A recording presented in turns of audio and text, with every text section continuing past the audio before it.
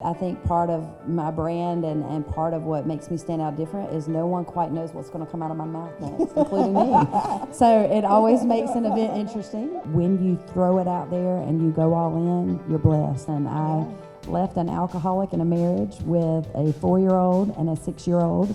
And I quit my comfortable job and I moved back into a community that I had lost connection with for 30 years and started a company with a prayer and a faith in God that He had led me and ordered my steps. When you're developing that brand, it's easy to read somebody else's and decide, okay, I like the way that sounds. But you have to really stop and ask yourself, is it authentic to who you are and what you believe in? What do you really stand for? The one thing that I have really done well is I've added value to my team and shown that gratitude and that appreciation. Right. And I think that's one of the reasons that my brand is so successful now, is because it's not just me and we get the credit. I think the other thing I would want to do differently is earlier in life have been intentional about learning more about leadership. But you know, you kind of fall into these roles because you do something really well, but that doesn't mean you know how to lead.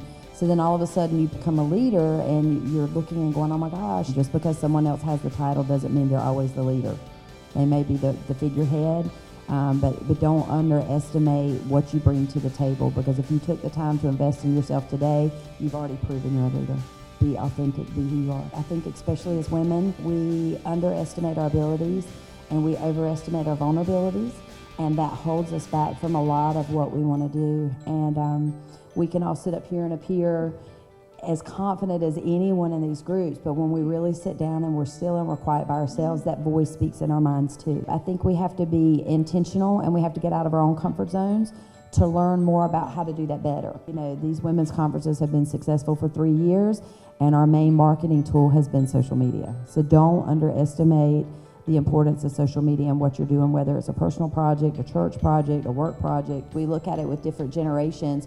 You have to really take a moment to step back and understand where people are coming from. How were they raised? How were you empowered? I think with the millennials, I think that the boomers did a better job of teaching the millennials to be proud of themselves and to be more confident, versus, you know, the boomers were raised, children are supposed to be heard, not seen. And as women, we think that if we make one mistake, we've lost all of our credibility. Right. And I think that that is a huge flaw on our part, which goes back to the fact that sometimes we create that glass ceiling. I'm not saying it doesn't exist, but I think sometimes we put it there and we use it as a crutch because maybe that was our perception of what it was. And I think that's something that the millennials have done a better job with, is that glass ceiling doesn't seem to exist. It's time for us to be intentional and not just expect that because we've reached a certain age or a certain title that we've arrived and there's nothing else to learn.